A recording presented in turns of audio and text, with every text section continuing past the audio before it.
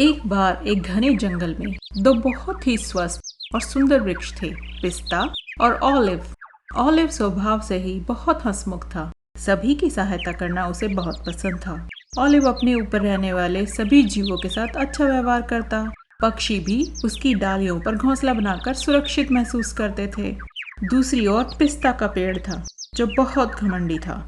उसे अपने सुंदर और घने होने का अभिमान था। हर किसी के साथ गुस्से से बात करता, सबको बुरा भला कहता, और यदि गलती से कोई उसकी छाया में बैठ जाए तो उस पर कच्चे पिस्ते और सूखे पत्ते फेंककर भगा देता। एक दिन हवा का झोंका आया और पिस्ता से बोला, तुम इतने चिड़े क्यों रहते हो? आखिर किस बात पर इतना घमंड है तुम्हें?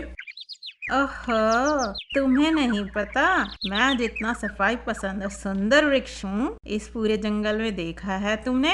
मुझे नहीं पसंद कोई मेरी टहनियों को बहुत गंदा करे। दिखाई नहीं देता क्या तुम्हें?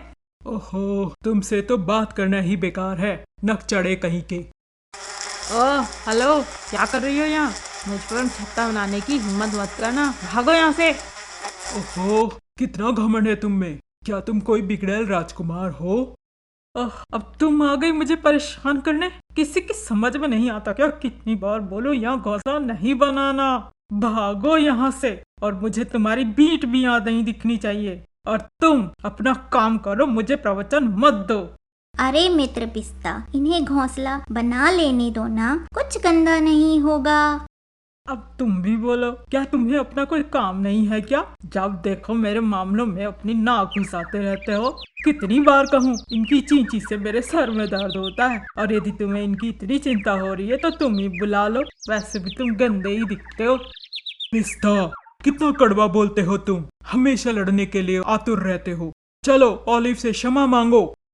कोई बात नहीं, मुझे पता है कि मैं क्या हूँ। किसी के कुछ कहने से मैं खराब नहीं हो जाऊंगा। समय गुजरा। ऑलिव सबके साथ बहुत खुश था और पिस्ता लगातार सब पर चिल्लाता रहता था। कुछ नहीं बदला। फिर एक दिन मधुमक्खियां आई और पिस्ता के वृक्ष को देखा।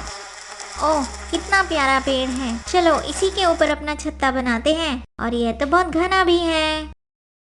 क्या क्या तुम मेरी टहनियों पर छत्ता बनाने का सोच रही हो?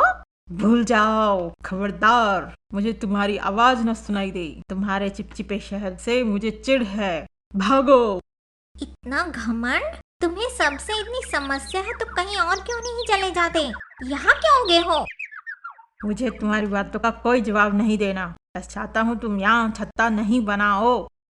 मित्र पिस्ता, रानी मधुमक्खी को छत्ता बना लेने दो ना, इतना गुस्सा क्यों कर रहे हो?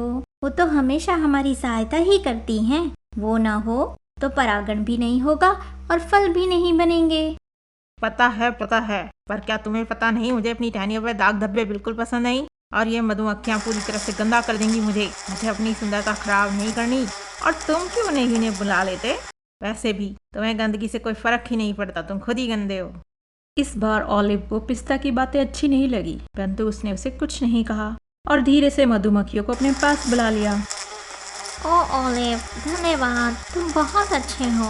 हमें तुम्हारे ऊपर अपना छत्ता बनाकर अच्छा लगेगा।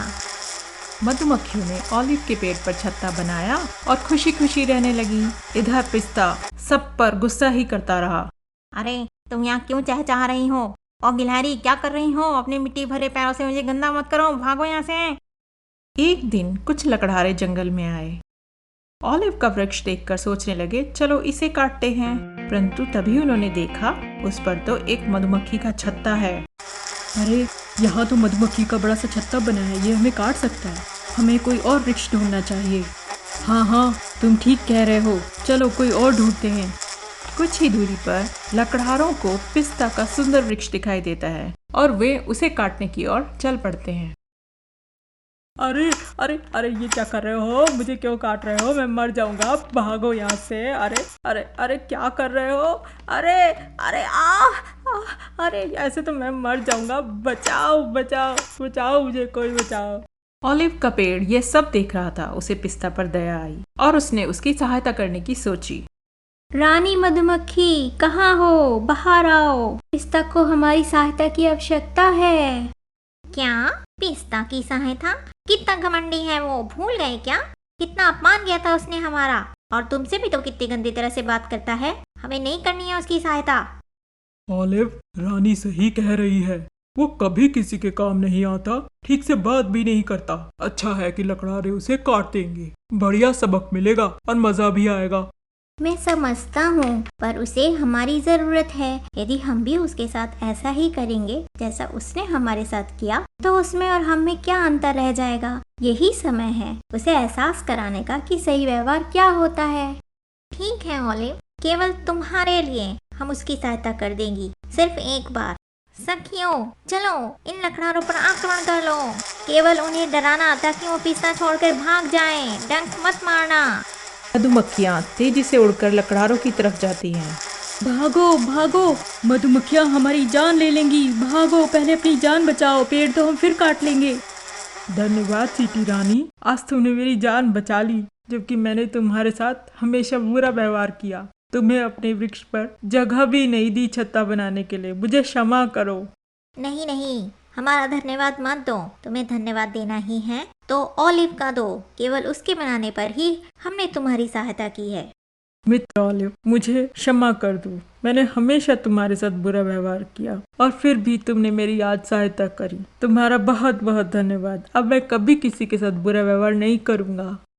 पिस्ता को उसका सबक मिल गया और सबके साथ मिलकर रहने लगा। इस कहानी से हमें यह सीख मिलती है कि सबको अपना मित्र बनाना चाहिए और सबकी सहायता करनी चाहिए।